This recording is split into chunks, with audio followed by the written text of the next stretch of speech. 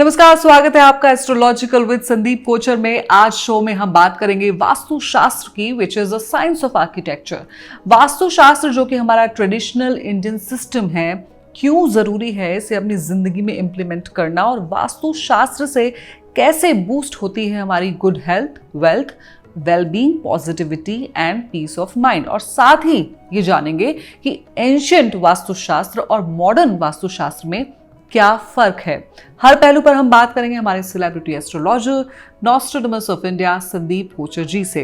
और इससे पहले हम शो में आगे बढ़े, अगर आपने मेरे चैनल को अभी तक सब्सक्राइब नहीं किया है then please subscribe go candid with Yojana Bhardwaj. और आप साथ ही मुझे मेरे FB पेज, इंस्टाग्राम और ट्विटर पर भी फॉलो कर सकते हैं। So let's welcome our celebrity astrologer Sandeep Kochar जी।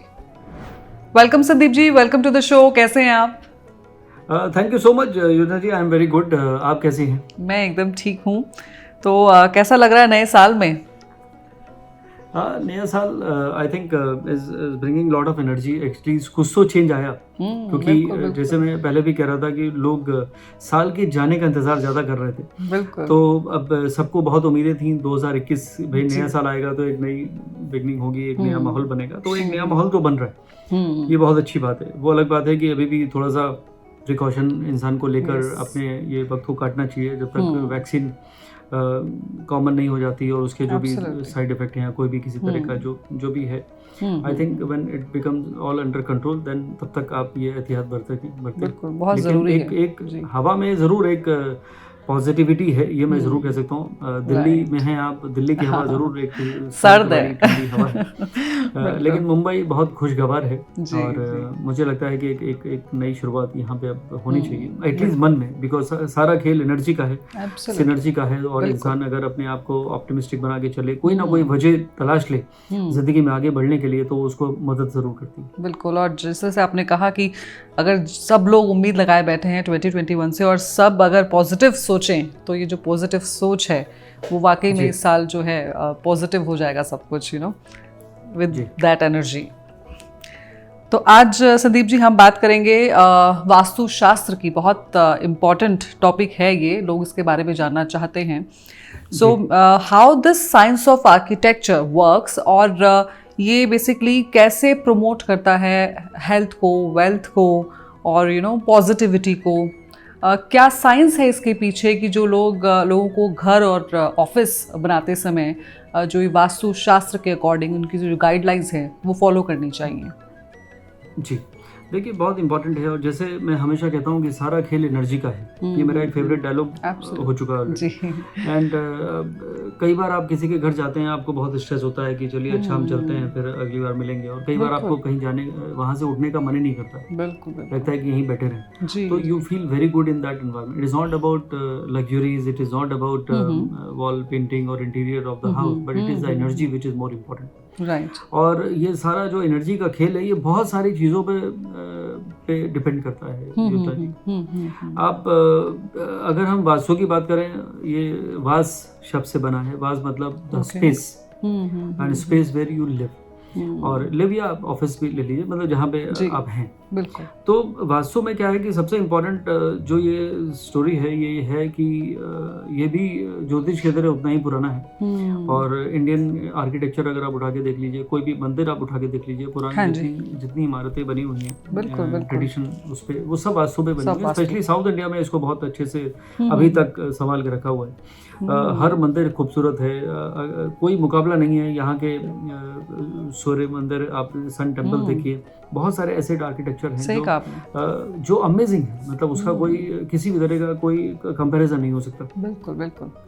अब हुआ क्या कि चलिए ये तो बहुत अच्छी बात है, क्योंकि भगवान है, डाइटीज हैं, आपको पता है कि ये भगवान के लिए ये स्थान अच्छा है, और यहाँ पे ईस्ट की तरफ भगवान को मंदिर में देखना चाहिए, बहुत इंपॉर्टेंट है। सनलाइट डायरेक्ट आनी चाहिए भगवान की, तो आपने सब कुछ वो मैनेज किया। वास्तु के दो साइड है।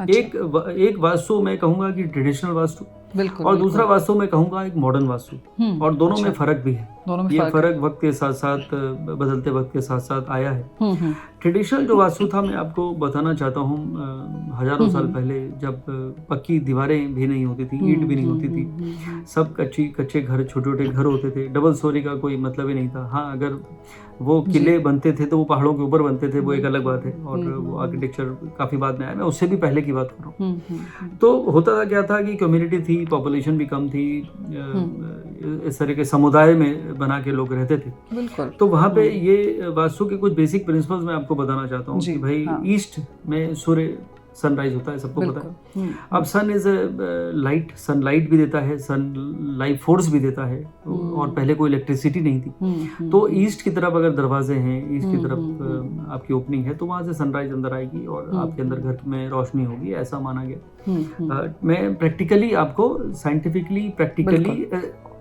वास्तु को कनेक्ट करने की कोशिश कर रहा हूँ। जो उसका मेन पर्पस था या जो उसका मेन एसेंस था, उसके बाद बताना चाहता हूँ, पहले ancient level.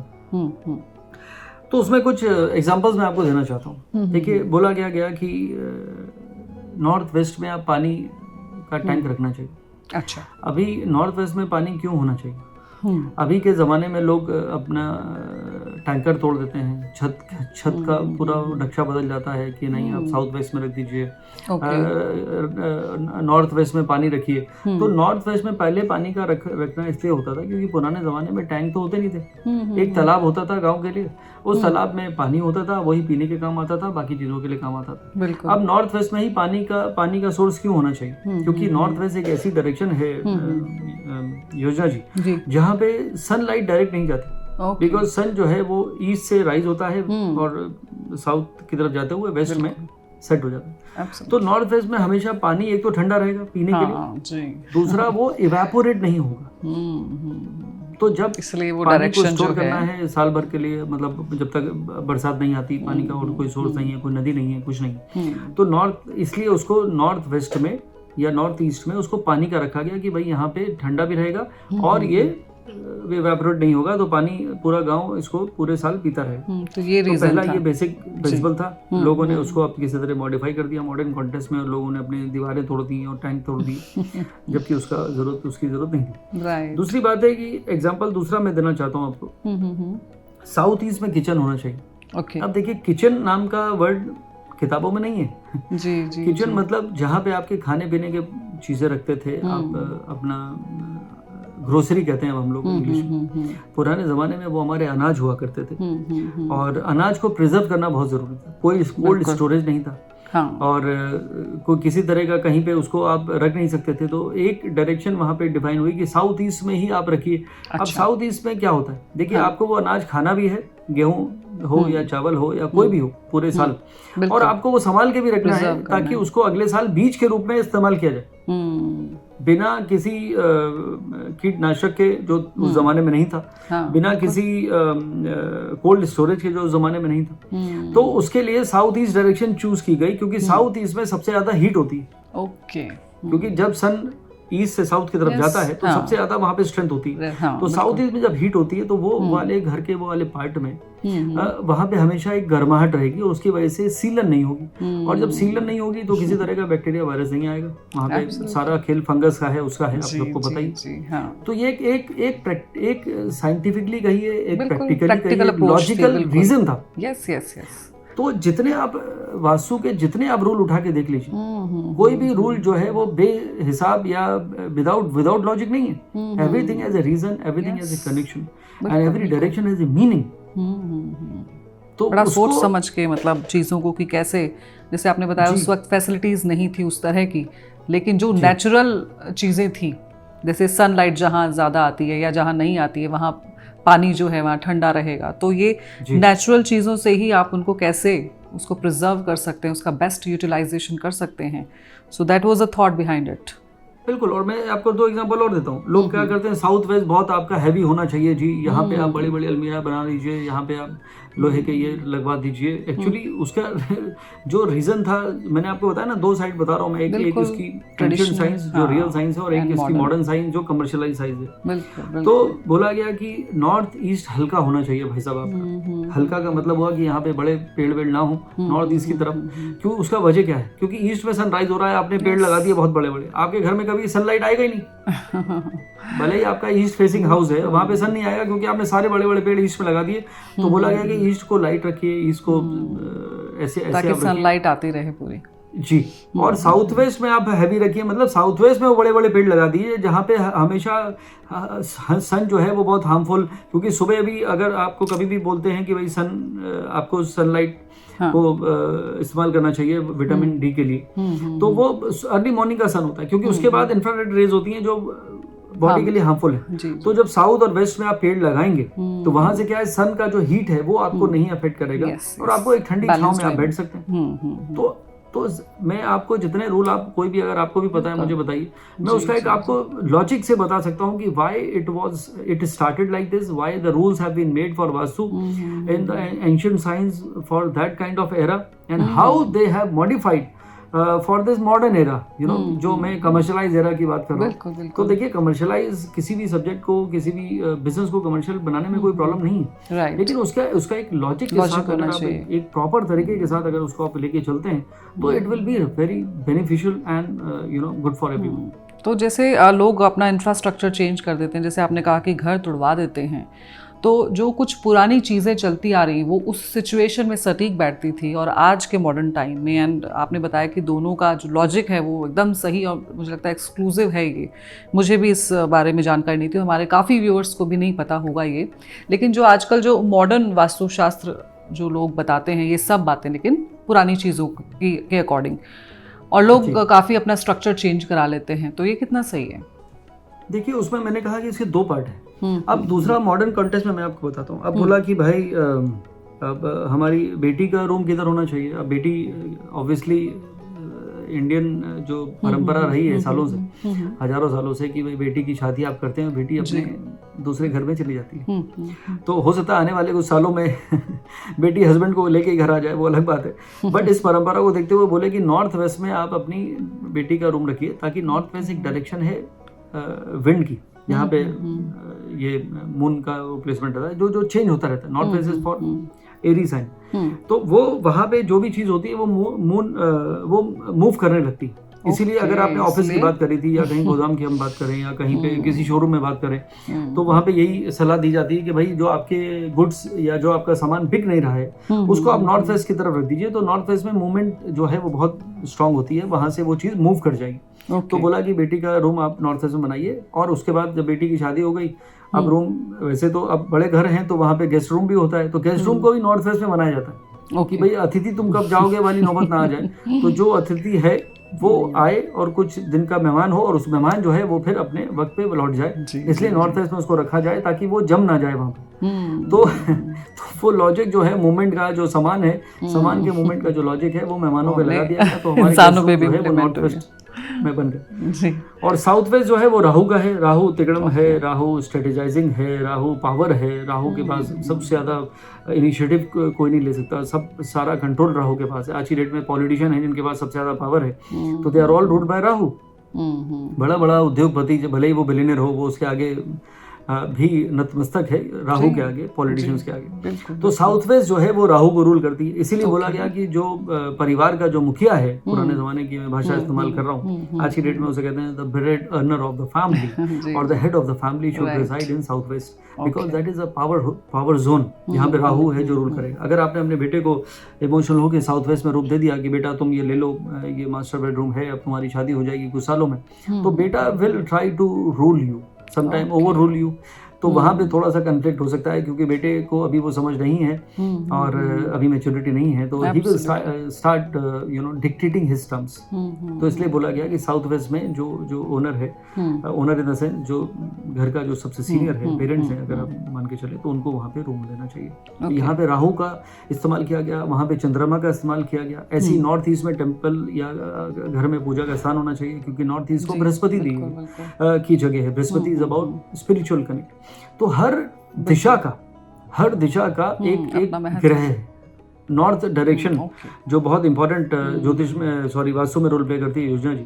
North is all about finance, और फाइनेंस से ज्यादा किसी को पैसे से बढ़कर कुछ है ही नहीं। तो पैसा सबके लिए सबसे ज्यादा इंपॉर्टेंट है।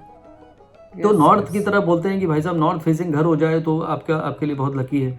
अगर आपका ऑफिस है तो आप नॉर्थ की तरफ चेयर करके बैठ जाइए तो आपको बहुत फायदा होगा। मैंने कितने लोगों को देखा है, अभी मैं आपसे बात कर रहा हूँ तो मेरे लिए सबसे कंफर्टेबल है, एक फ्रेम में डेप्थ आई है, ये अच्छा लग रहा है मुझे। और मैं कोई नॉर्थ देख के नहीं बैठा हूँ, मैं ईस्ट की तरफ देख के बैठा हूँ, because it is about convenience. तो कहने का मतलब है कि आप एकदम अगर उस लकीर के फकीर अगर हो जाएंगे तो फिर आप कहीं ना कहीं फंस जाएंगे। तो नॉर्थ की तरफ अगर आपके गुंजाइश है आपके ऑफिस में, जरूर आप अपना चेयर कर सकते हैं। नहीं तो east is also good that way, क्योंकि east is all about discipline और about quality in your life and your regime और रूटीन। तो that is a good thing to have. Even office में बोलते हैं कि जितनी आपके जो लॉकर हैं या इवन आपके कैश काउंटर्स हैं शोरूम में या रेस्टोरेंट में, वो सब नॉर्थ में होने चाहिए, because north is all about money और वेल्थ, और कुबेर स्थान उसको बोला जाता है, इज ऑल अबाउट मर्क्यूरी।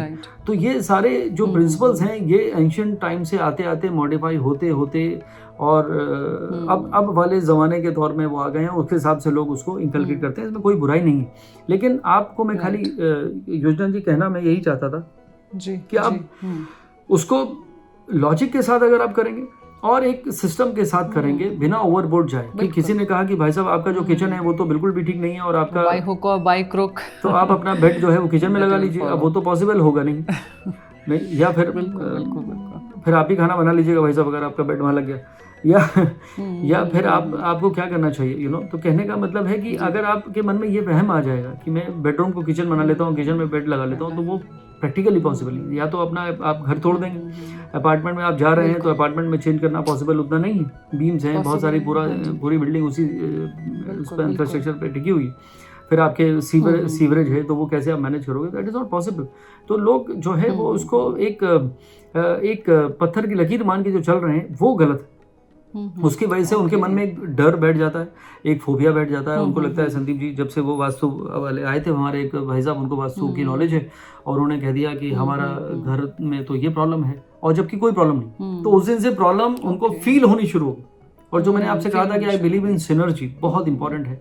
और सिनर्जी के लिए मैं सबसे ज़्यादा इंपॉर्टेंट इसमें तवज्जो यहाँ पे ये दूंगा योजना जी कि how you know people are living in that house, ये बहुत इंपॉर्टेंट है। इसमें मैं चर्चा जरूर आगे करूँगा। जी आप सवाल करिए। बिल्कुल नहीं, आपने सही कहा। तो ये जो देखिए एंशिएंट टाइम में तो ये बातें लॉजिकल लगती थी, लेकिन अब जिस तरह से लोग जो हैं फॉलो कर रहे हैं इन सब चीज़ों को, और कुछ लोग मतलब जैसे आपने कहा कि भाई जैसा वास्तु के अकॉर्डिंग जो लोग बता देते हैं वैसा ही फॉलो करना चाहते हैं, और कई सिचुएशंस में वो पॉसिबल भी नहीं होता। सो आपका ये कहना है कि ज़्यादा डिफरेंस इससे नहीं होगा? जी बिल्कुल। देखिए जो लोग इससे उम्मीद लगा के बैठते हैं कि अगर हम इस डायरेक्शन में ये चीज़ कर लेंगे, उस डायरेक्शन में वो चीज़ कर लेंगे, अगर वो नहीं हो पाती है तो उससे कोई ज़्यादा फर्क नहीं पड़ने वाला है। देखिए मैंने आपको बताया कि सिनर्जी एनर्जी का खेल है। अभी मैंने अपने 20 साल के, अब 21 साल कहूँगा, 21 साल के एस्ट्रोलॉजिकल करियर में मैंने बहुत वास्तु किया है। एंड स्पेशली जैसे दुबई है, कई टावर्स का मैंने वहाँ पे वास्तु किया। बैंकॉक में एक वर्ल्ड फेमस रेस्टोरेंट है, उसका नाम है गगन।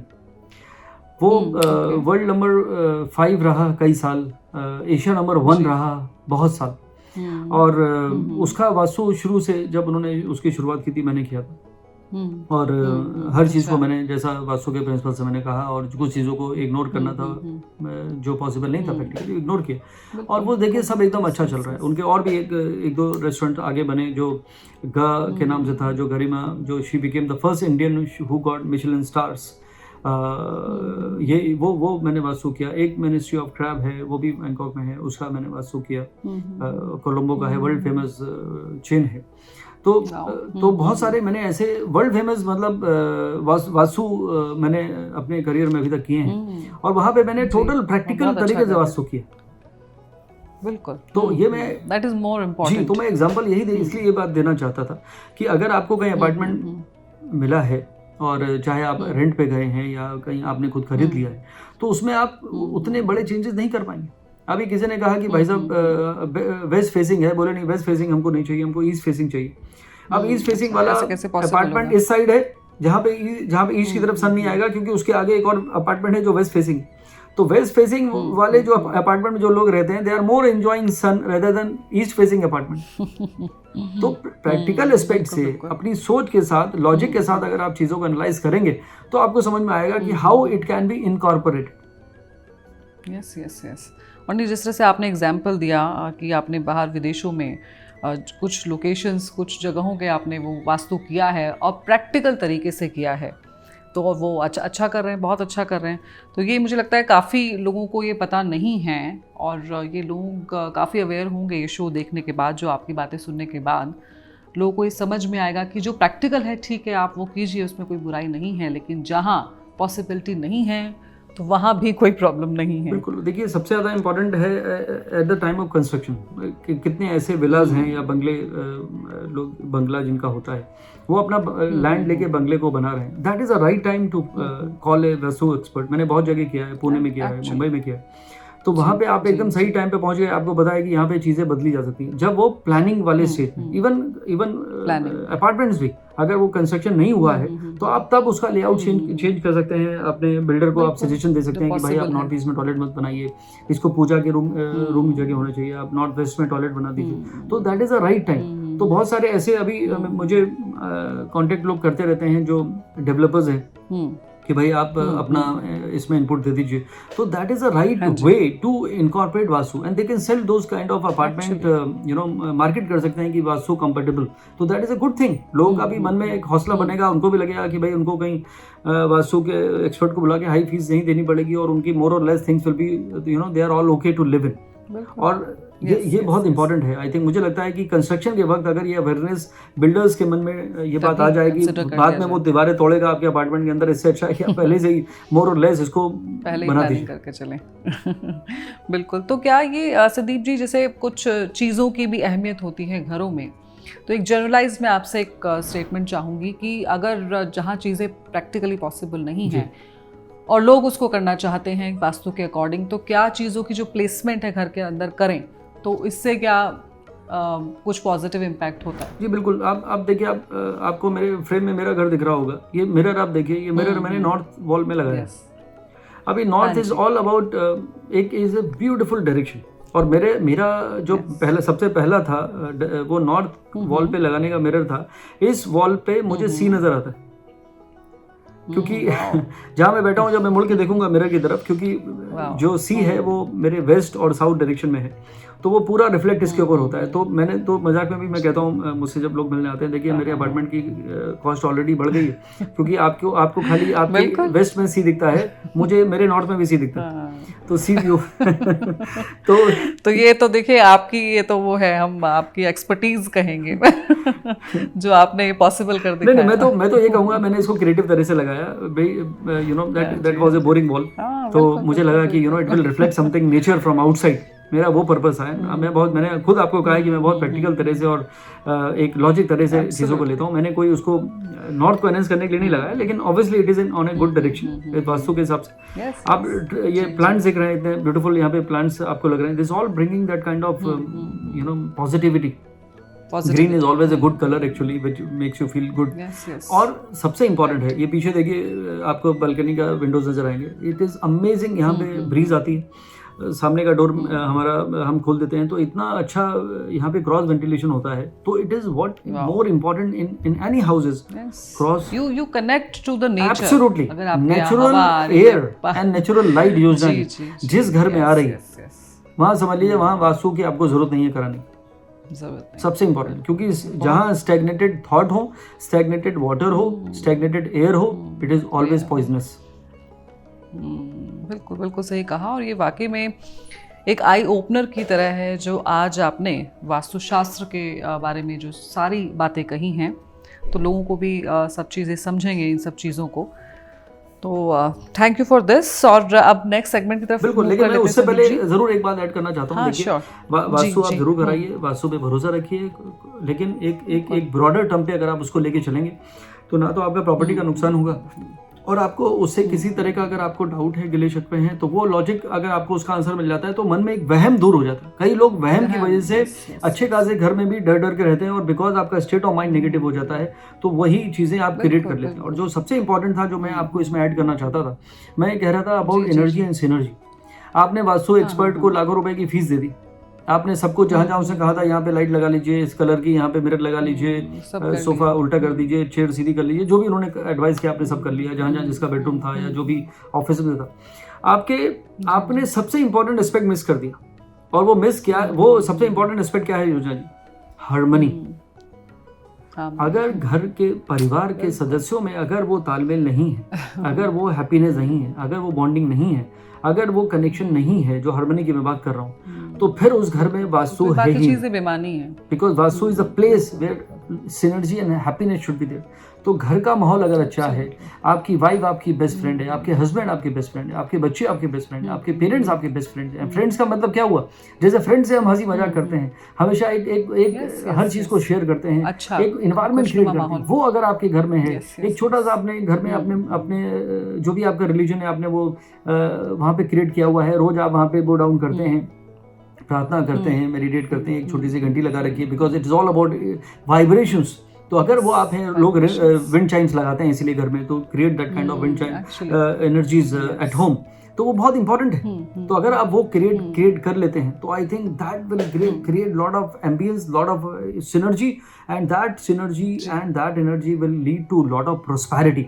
तो जिस घर में आपको, मैंने अभी आपको बोला था कि आपको कहीं जाने का, जहाँ पे रुकने का मन करता है कि अरे यहीं पे थोड़ी देर और बैठ जाते हैं, और कहीं आपको जाते ही लगता है कि अब बहुत हुआ, अब सर भारी हो रहा है। It is all about energies with in that house.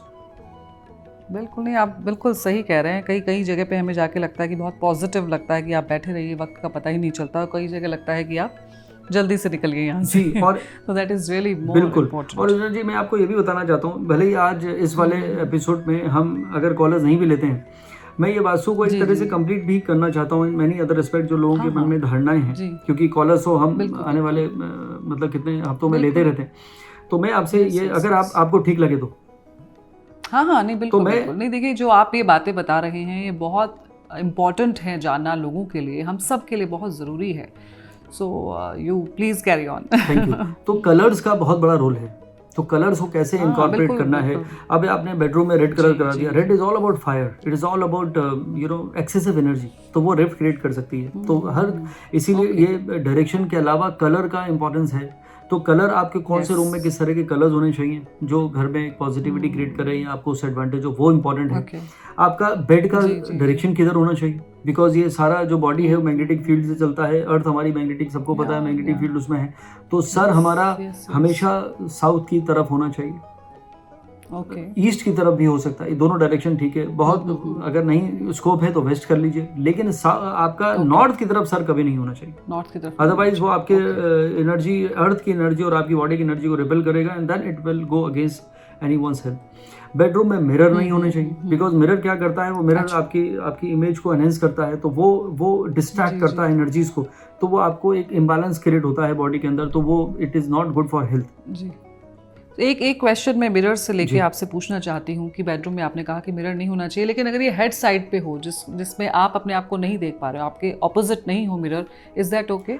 देखिए, बहुत सारे लोग ऐसा बेड बनवाते हैं जिसमें मिरर वहाँ पे हेड साइड पे होता है। Ideally it is not okay, because आप नहीं देख रहे हैं, मिरर तो आपको देख रहा है। तो anything because it is all about distracting, that सारा खेल एनर्जी का खेल है। अभी मीटर्स नहीं बने, modern science, so called modern science, वो बहुत पीछे चल रही है। हमारा जो ह्यूमन साइकोलॉजी है उसको समझ नहीं पा रहे हैं एक्चुअली। एक सिचुएशन में एक इंसान खुश है, वही इंसान उसी सिचुएशन में खुश नहीं है दूसरा इंसान, तो वो क्या फर्क है? तो it is all about, it is here.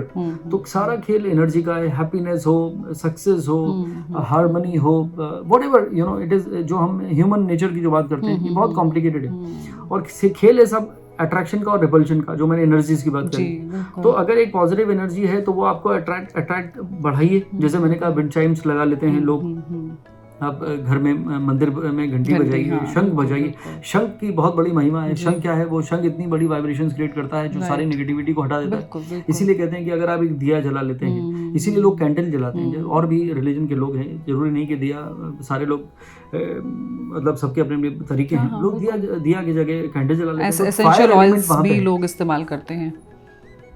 Ji sorry ji, essential oils का भी लोग इस्तेमाल करते हैं, कैम्फर हो बिल्कुल, गया। मैं उसी पे आ रहा जी, था। तो जी। पहले तो आपकी ये एनर्जी है, तो आपके नेगेटिव दिए के पास वो फायर के पास वो एबिलिटी है कि वो नेगेटिव एनर्जी को बर्न कर देती है। Right, right. फिर कैम्फर एक अलग फ्रेग्रेंस है और इसको माना गया है कि ये इसीलिए अगर आप देखें कि इवन हवन में भी कैम्फर डाला जाता है, ठीक है, वो आग बढ़ाने में मदद करता है, लेकिन उसकी अलग प्रॉपर्टी है जो एक वातावरण को बहुत प्योरीफाई कर देता है। तो जो घर में गैसेज हैं, आपको पता है कि आज की डेट में इतना एयर पोल्यूशन हो गया है, वो कितनी नेगेटिव गैसेज हैं, तो उसको वार्ड ऑफ करने की काम आता है और एनर्जी पॉजिटिव क्रिएट करता है। कितने ऐसे रिलीजन हैं जहाँ पे वो लोग लोबान को जलाते हैं, बहुत वो धुआं कर देते हैं। तो लोबान की अब अलग एक टेंडेंसी है, वो भी नेगेटिव एनर्जीज को हटा देती है। फिर आपने जो कहा अबाउट डिफरेंट फ्रेग्रेंसेस, अब कहीं पे भी आप जाएं, आप थाईलैंड में चले जाइए, वो कितनी ऐसी कंट्रीज है जहाँ पीपल दे आप उस शॉप में जाइए, उस घर में जाइए, वहाँ पे आपको एक अलग फ्रेग्रेंस नजर आए, मतलब फील करेंगे, and that fragrance create that kind of positivity, you feel good in that. तो जहाँ पे भी स्मेल गंदी आ रही है, चाहे वो किचन से आ रही है या टॉयलेट से आ रही है, कहीं से भी आ रही है, वहाँ पे एक हैप्पीनेस नहीं रहेगी, वहाँ पे हेल्थ भी ठीक नहीं रहेगी, वहाँ पे लोगों का मूड भी चिड़चिड़ा रहेगा, और जहाँ पे एक फ्रेग्रेंस रहेगा, इसीलिए फ्रेग्रेंस का इस्तेमाल किया जाता है। जो आपने एसेंशियल ऑयल बोला है, अब तो मार्केट में बहुत तरह की चीजें आ गई हैं कि नीचे से आप इवन इलेक्ट्रिक आ गया, आप वो उसको प्लग इन कर दीजिए, वहाँ पे वो हीट हो जाता है, वहाँ पे आप कुछ ड्रॉप्स डाल दीजिए या किसी भी तरह का। तो ये सब चीजों को क्रिएट करना चाहिए। तो it is all about harmony. जो वास्तु को अगर मैं एक सिनोनिम यूज करूँ तो वो उसका दूसरा सिनोनिम वास्तु का जो है वो हार्मनी। तो अगर आप एक बैलेंस बनाते हैं नेचर में, natural light, natural air, cross ventilation, greenery को यूज करिए। चाहे आपको यहाँ सामने मुझे ग्रीनरी नजर आती है, नेचर नजर आता है, सी से बड़ा नेचर का कोई एलिमेंट नहीं है। मैं राइट में देखता हूँ तो हिल नजर आते हैं, इट इज ब्यूटीफुल।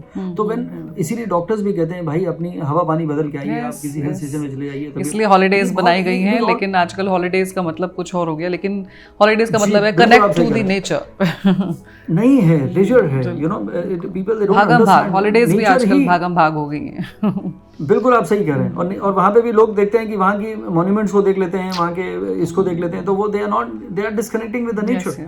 तो नेचर ही हमारी बॉडी को हील कर देता है। तो अगर वो आप इस तरह के नेचर को, लोग इसीलिए फाउंटेन रखा जाता है, कि भाई नॉर्थ वेस्ट पानी का स्थान है, वो वहाँ पे फाउंटेन रख लीजिए। और फाउंटेन में क्या है कि वहाँ पे पानी है, पानी की आवाज आती है, it is also very therapeutic. तो ये बहुत बहुत अच्छी बात है। और water is always good, it is all about, it is related to emotions. लेकिन एक मैं आपको एक बात और बताना चाहता हूँ यहाँ पे, मुझे मालूम है वक्त भी अब होने को फेंग शुई, फेंग शुई जो है वो बहुत पॉपुलर होती चली जा रही है पिछले कुछ सालों में, और वास्तु, ये दोनों समझ लीजिए इनका कॉम्बिनेशन, मतलब दोनों कन्फ्लिक्टिंग है। अच्छा, ओके। और प्रॉब्लम क्या है कि जो सामान जो है बेचने को मिलता है, जो दुकानदार हैं, वो वास्तु में बहुत कम एलिमेंट्स हैं जो आप लगाते हैं, और फेंग शुई में तमाम है। अब फेंग शुई के रूल अलग है, क्योंकि ये एक चाइनीज है, कुछ जापानीज ले लीजिए, लेकिन चाइना को मैं ज्यादा कहूंगा, चाइनीज वास्तु कह सकते हैं इसको, फेंग शुई को। अब हमारे आप देखिए नॉर्थ में हिमालय है, और उनके साउथ में हिमालय है, उनके रूल अलग हैं, हमारा रूल अलग है। तो उसमें वो लोग कहते हैं कि भाई जो फाउंटेन है, वाटर बॉडी साउथ ईस्ट में होनी चाहिए, हम लोग कहते हैं south east all about fire. तो ये बहुत बड़ा कंट्री, हर कंट्री की जो ज्योग्राफी है अपनी अलग अलग है, तो वो अपनी जगह सही है, मुझे लगता है, और हम अपनी जगह सही है। एब्सोल्युटली, बिल्कुल आपने सही कहा। तो लोग आंख बंद करके उसको लगा लेते हैं। तो दैट इज समथिंग, आपको समझना चाहिए कि what is the right thing as per your environment, as per your country, और एज पर योर नेचर, और इवन कल्चर। ये बहुत बहुत इम्पोर्टेंट है जो आपको करना चाहिए। तो मुझे लगता है कि आप हर चीज को जबरदस्ती, आपने देखा कि किसी ने लगाया हुआ है आप भी लगा लें, ये आपके लिए नहीं है। और सबसे इम्पोर्टेंट एस्पेक्ट है जो मिस होते होते रह जाता अभी, कि आपका खुद की जन्म कुंडली। ओके। हर इंसान की एक जन्म कुंडली है, उस जन्म कुंडली में उसकी एक लकी डायरेक्शन है जी, और वो डायरेक्शन के हिसाब से अगर वो अपने घर में एलिमेंट को एनहेंस करता है या उसकी एंट्री को चूज करता है, तो वो उसको बहुत फ्रूटफुल रहता है। तो वास्तु और एस्ट्रोलॉजी को अगर कंबाइन कर दिया जाए, वास्तु एस्ट्रोलॉजी वास्तु, जो भी आप उसे कहना चाहें, तो that becomes a complete package for everyone. Right. तो वो मुझे लगता है कि दोनों चीजों को आप इनकॉर्पोरेट करिए।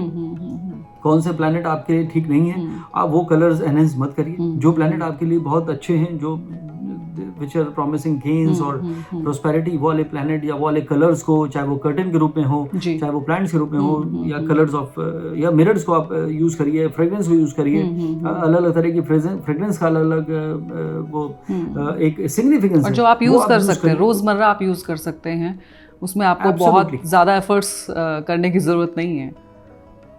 जी बिल्कुल। और बाकी लोग अंधविश्वास में फंस जाते हैं कि ये कलर की कार में चलाऊं या ना चलाऊं, वो सब में आप मत जाइए। देखिए, ये मैं आपको जरूर एडवाइस देता हूं कि एक विश्वास और अंधविश्वास में बहुत ही थिन लाइन है। अगर आप ओवरबोर्ड हो गए और आप हर चीज आंख बंद करके चल रहे हैं कि आज ये कलर, आज ये वाला वार है और मुझे इस कलर की शर्ट पहन के ही जानी है और नहीं पहना तो मेरा नुकसान हो जाएगा, या ये शर्ट आज मैं पहन के जाऊंगा तो मुझे फायदा हो जाएगा, इतने ये तो बहुत आप इस लेवल पे, मुझे लगता है बंधन वाली जिंदगी हो जाती है। आप क्या इन्हीं सब चीजों में उलझ के रह जाते हैं। बिल्कुल आप सही कह रहे हैं। सोच कैसे आप पॉजिटिव रखेंगे? एकदम आपने सही कहा योजना जी, क्योंकि आपका फोकस जो है वो शिफ्ट हो गया उस पर्टिकुलर डे पे। और देखिए, मैं तो हमेशा से ही कहता आया हूँ कि देखिए, ये कैलेंडर भी जो है, जो दिन भी जो हैं, ये हमारी सहूलियत के लिए, क्योंकि हम कौन सा कैलेंडर 1 जनवरी को न्यू ईयर शुरू हुआ और फ्राइडे है, तो ये जो कैलेंडर है ये तो आज से 250 साल 260 साल पहले फॉलो किया गया। और ह्यूमंस के लिए हर कैलेंडर को सिंक्रोनाइज कर दिया गया, हर लोकल या इसको कहें रीजनल कैलेंडर को ग्रेगोरियन कैलेंडर से सिंक्रोनाइज कर दिया गया है। तो जो आप क्लेम कर रहे हैं कि भाई साहब आज शनिवार है, आज मंगलवार है, वो कितना सही है, इसका सवाल का जवाब आप ही ढूंढिए। आपके ऊपर छोड़ दिया मैंने, दर्शकों से कह रहा हूँ। तो मैं कहने का मतलब यह है कि अंधविश्वास को अपने ऊपर हावी मत होने दीजिए।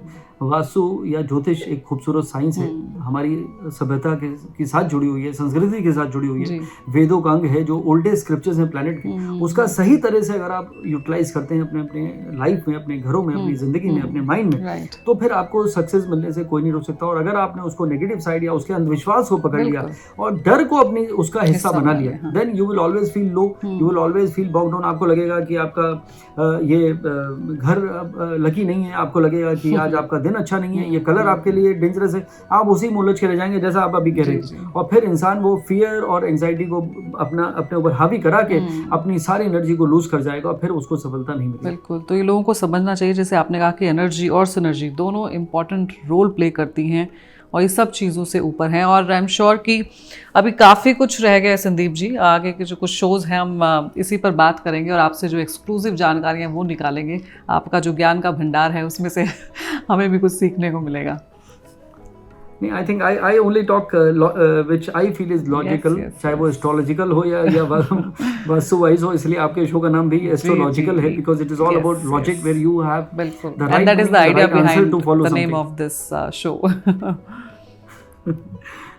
Yes thank you Sandeep ji. और आगे के जो कुछ शोज़ हैं, हमारी कोशिश रहेगी जिस तरह से आप लोगों को अवेयर कर रहे हैं और जिस तरह से मैंने पिछले शो में भी कहा था कि जो आपकी खूबसूरत बात ये है कि आप लोगों को वहमों में नहीं डालते हैं, अंधविश्वास में नहीं डालते हैं, लोगों को प्रैक्टिकल अप्रोच रखने के लिए बोलते हैं, लॉजिकल सोचने के लिए बोलते हैं। और आज इस शो के ज़रिए हम शो के लोगों की आंखें खुली होंगी, बहुत उनको नई चीज़ें पता चली होंगी और जिन बंधनों में वो बंधे हुए हैं उनसे थोड़ा सा आपकी बातें सुनकर दे विल फील फ्री।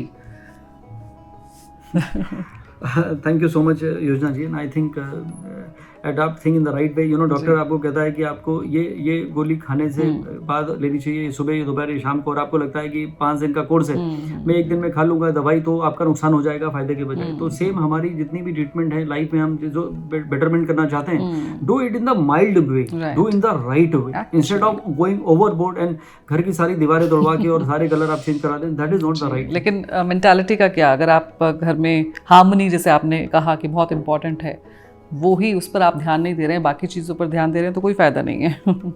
जी बिल्कुल, आप सही कह रहे हैं। क्यों आपको लगता है कि घर में आपके बरकत हो, तो घर में आपके प्रॉस्पेरिटी हो और पैसे आएँ और आपकी तिजोरियाँ पैसे से भर जाएं, और आपके पति पत्नी का संबंध ठीक नहीं है, आपकी वाइफ आपसे नाराज रहती हैं बिकॉज ऑफ योर बिहेवियर, या आप टाइम नहीं देते हैं, क्योंकि पत्नी जो है वो शुक्र को रूल करती। जो मैंने कहा ना, हर ग्रह का एक मीनिंग है, और शुक्र का मतलब खुद की पत्नी। तो अगर आपकी पत्नी, जिसके परिवार में जिस भी में जो यहाँ पे पत्नियां भी देख रही हैं और पति भी देख रहे हैं और बाकी लोग भी देख रहे हैं, आपको मैं एक टिप यही देना चाहता हूँ कि अगर आप चाहते हैं कि आपके घर का वास्तु अच्छा रहे, तो कम से कम अपनी वाइफ को खुश रखने की आप कोशिश करिए। और मैं आपको दावे से कह सकता हूँ कि जिस घर में अगर उनकी वाइफ मुस्कुरा रही है, जिसको हम ग्रह लक्ष्मी कहते हैं, वहीं पे रियल टर्म में लक्ष्मी का वास होता है, जहाँ पे हेल्थ भी बनी रहती है, हार्मनी भी बनी रहती है और पैसों की वहाँ कोई कमी नहीं होती। और देखिए कमी क्या, कमी तो अगर कोई बिलियनर है उसको भी लगता है कि ही कैन डू बेटर, वो एक अलग बात है। लेकिन आपको किसी चीज़ की कोई कमी वैसे नहीं होगी कि आपको कहीं किसी से मांगने की जरूरत पड़े या कहीं आप किसी चीज़ के मोहताज रहेंगे। You will be content. ये एक बहुत बड़ी बात है, क्योंकि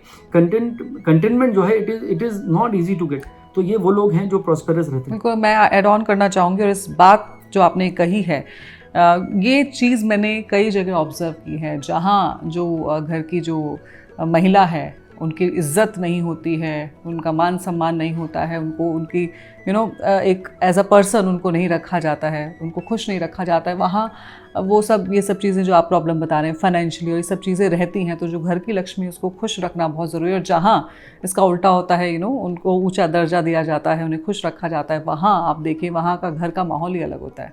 सो ये प्रैक्टिकली मैंने देखा है। मुझे जी, आप सही कह रही हैं। और देखिए किसी ने कहा कि संदीप जी अब मैं डायमंड अपग्रेड करना चाहता हूँ, मैं 2 कैरेट का डायमंड ले रहा हूँ शुक्र को, और मुझे मजबूत बनाना है।